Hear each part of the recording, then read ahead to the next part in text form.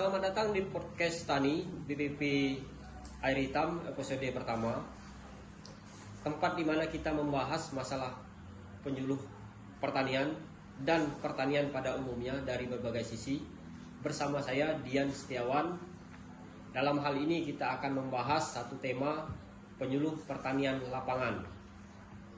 Bersama kita telah hadir narasumber kita.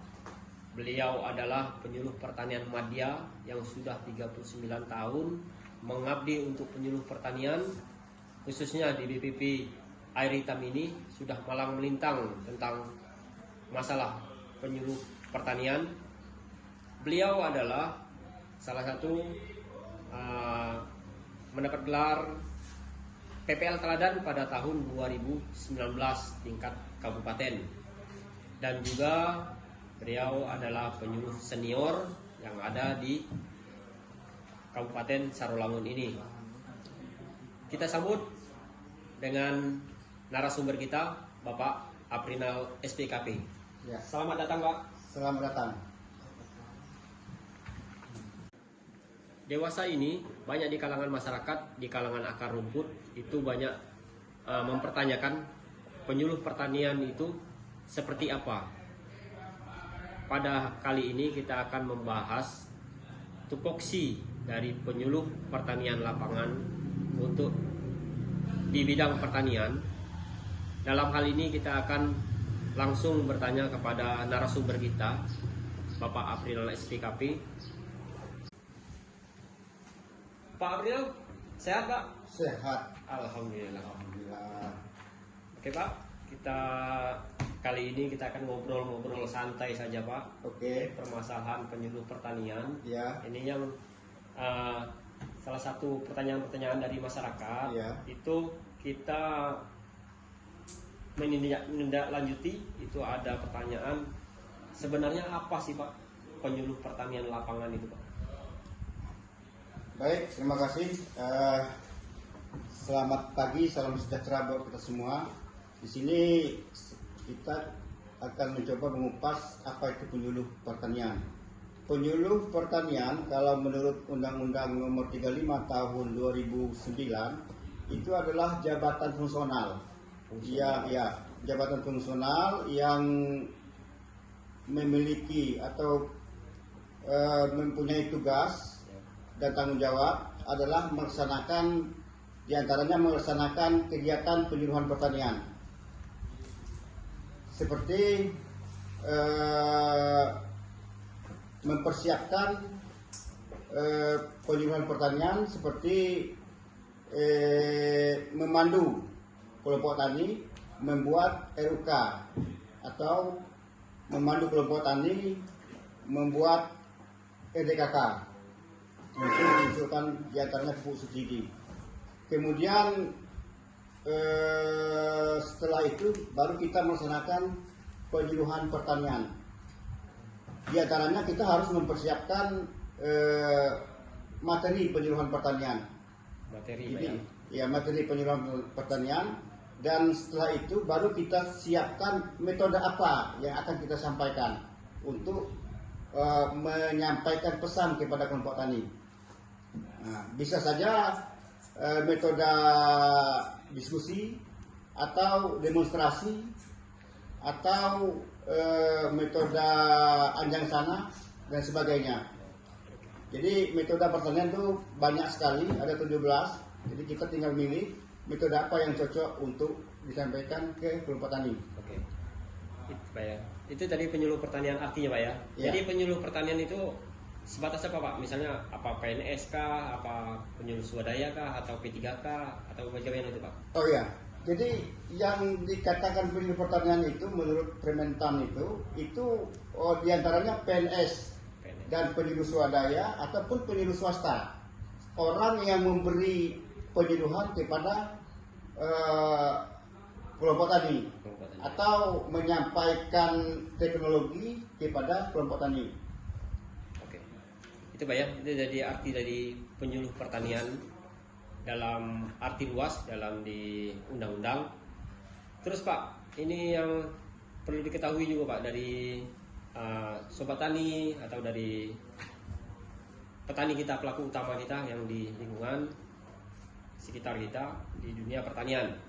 Itu tolak ukur Pak, tolak ukur untuk atau indikator dari keberhasilan dari penyuluh itu seperti apa itu Pak? Baik, ada 9 indikator yang perlu diketahui oleh penyuluh pertanian untuk mengejar keberhasilan dalam melaksanakan penyuluhan pertanian.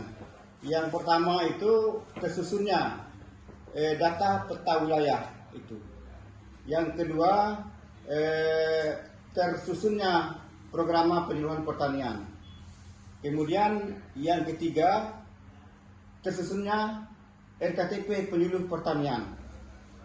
Kemudian yang keempat terdiseminasi informasi dan teknologi kepada pelaku utama dan pelaku usaha.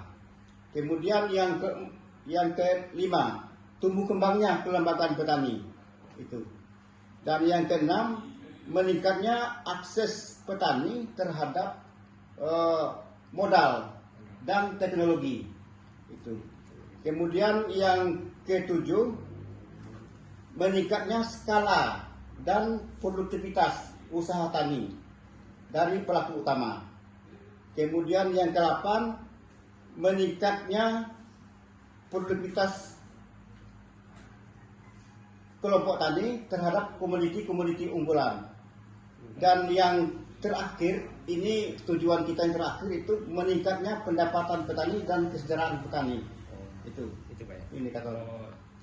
Oke Pak, itu tadi indikator dari keberhasilan dari penyuluh pertanian. Itu ada 9 yang telah disebutkan oleh narasumber kita pada kali ini. Iya.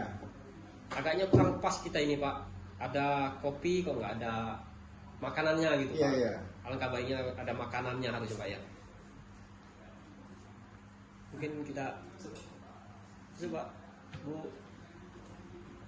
Iya, ini Pak. baru Ini pas sambil ngobrol, kita ngobrol santai, nyantai, kita makan sambil merokok. Yang gorengan Pak ya. Iya, yang suka merokok silahkan merokok. Terima kasih Ibu.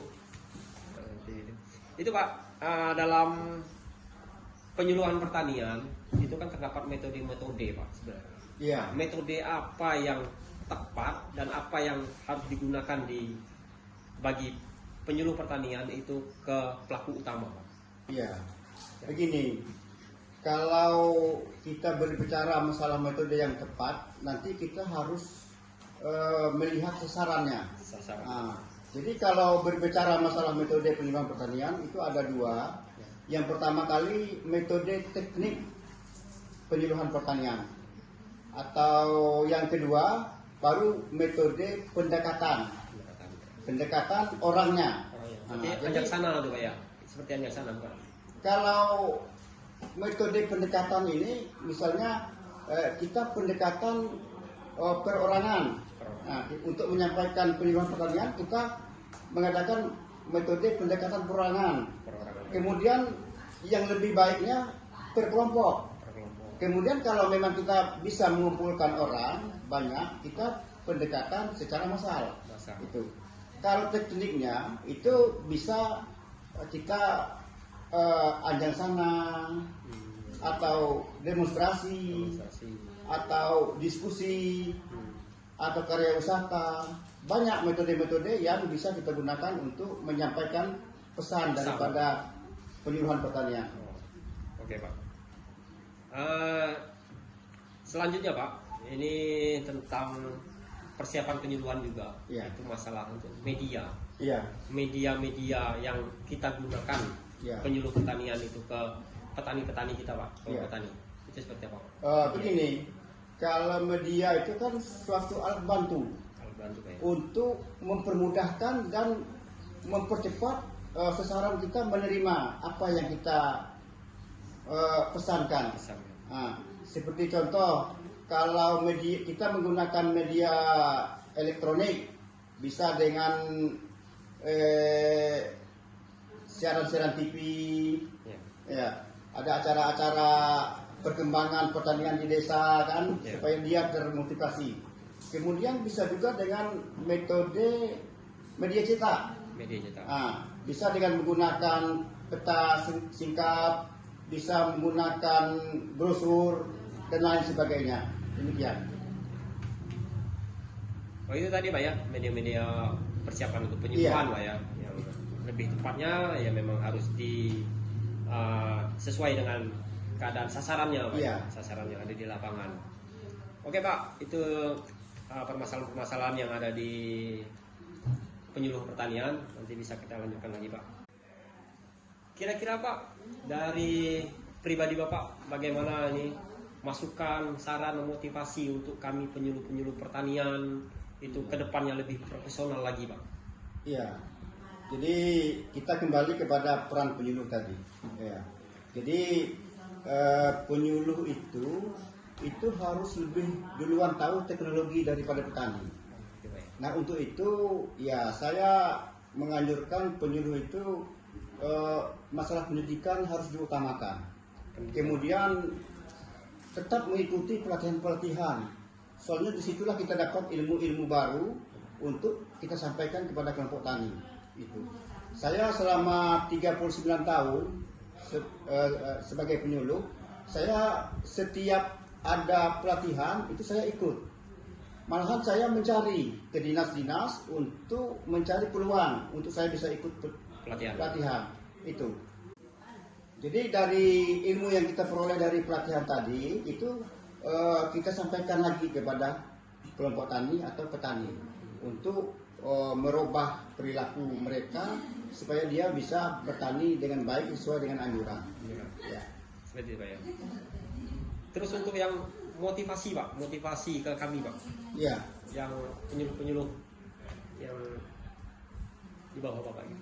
Ya, saya mengharapkan penyuluh-penyuluh milenial ataupun penyuluh-penyuluh junior ini ya banyak belajar lah. Banyak belajar dan banyak konsultasi dengan penyuluh senior. Soalnya mana tahu ilmu yang didapat sekarang ini belum tentu sesuai dengan apa yang diharapkan oleh petani. Jadi itu. Oke. Terima kasih Pak atas masukan, saran, motivasi untuk kita sebagai penyuluh pertanian, insan pertanian dan pelaku utama. Itu tadi yang dijelaskan dari narasumber kita. Kita harus mencari terus ilmu-ilmu melalui pendidikan, melalui pelatihan-pelatihan, kita tingkatkan lagi ilmu kita, kreativitas kita, inovasi kita ya Pak ya. Seperti itu Pak ya. Untuk kedepannya untuk lebih bisa menjalankan peran dari tupoksi dari penyuluh pertanian kita ke depannya. Oke Pak, sambil minum. Ya, ini kebetulan kopinya sudah berakus surut ini. Iya. Ya.